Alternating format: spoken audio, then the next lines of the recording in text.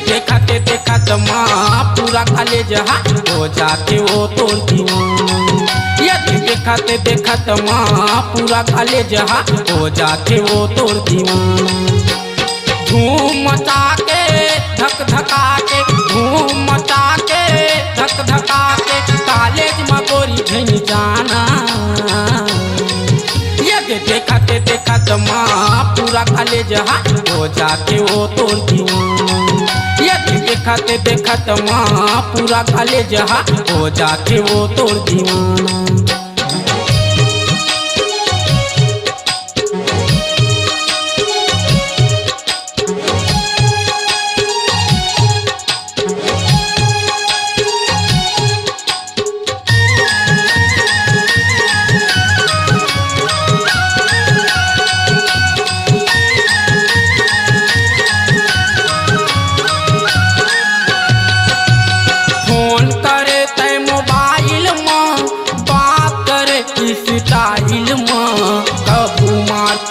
कबू सुमो माँ कबू या तक मोटरसाइकिल में, कबू मारती औ कबू सुमो माँ कबू या तक मोटरसाइकिल में।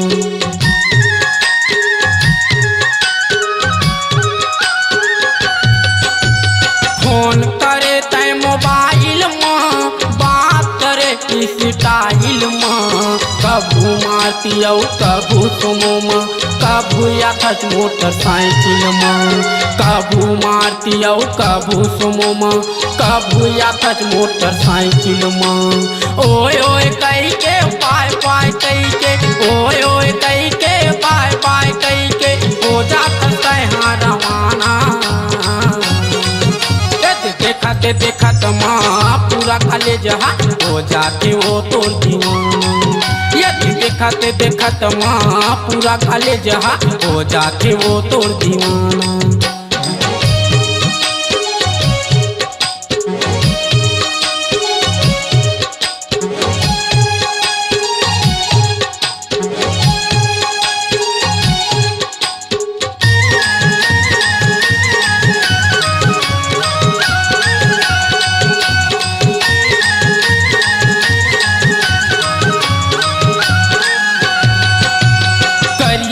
चश्मा आँखी माँ चमक जाते बढ़िया मैचिंग माँ।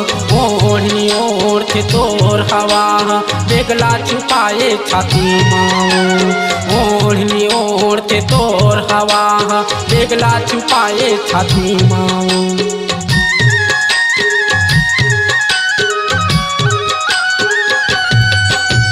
करिया के चश्मा आँखी माँ चमक जाते बढ़िया मैचिंग माँ। ओढ़नी ओढ़ते तोर हवा बेगला छुपाए छाती माँ। ओढ़नी ओढ़ते तोर हवा बेगला छुपाए छाती माँ। मुहला चमका के सीटी बजा के, मुहला चमका के सीटी बजा के, हो जाता यहाँ रवाना। देखते देखत माँ पूरा कॉलेज हो जाते वो तो दीवाना। यदि देखते देखत माँ पूरा कॉलेज हो जाते वो तो दीवाना।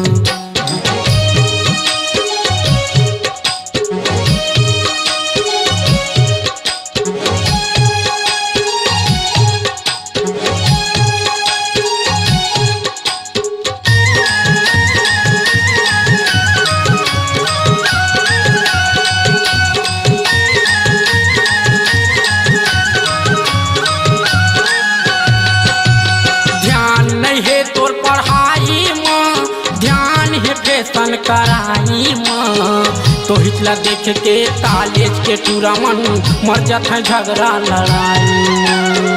तो हिचला देख के कॉलेज के टूरा मन मर जाता है झगड़ा लड़ाई।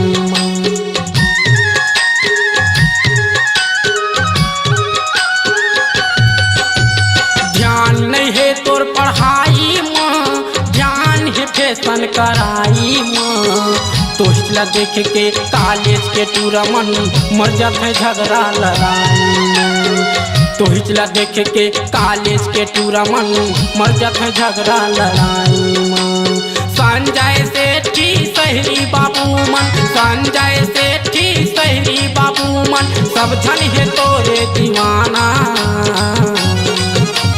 देखते देखत माँ पूरा कॉलेज हो जाते हो तोर दीवाना। देखते देखत माँ पूरा कॉलेज हो जाते हो तोर दीवाना। धूम मचा के धक धका के, धूम मचा के धक धका के कॉलेज में गोरी धनी जाना। ये देखते देखत माँ पूरा कॉलेज हो जाते हो तोर दीवाना।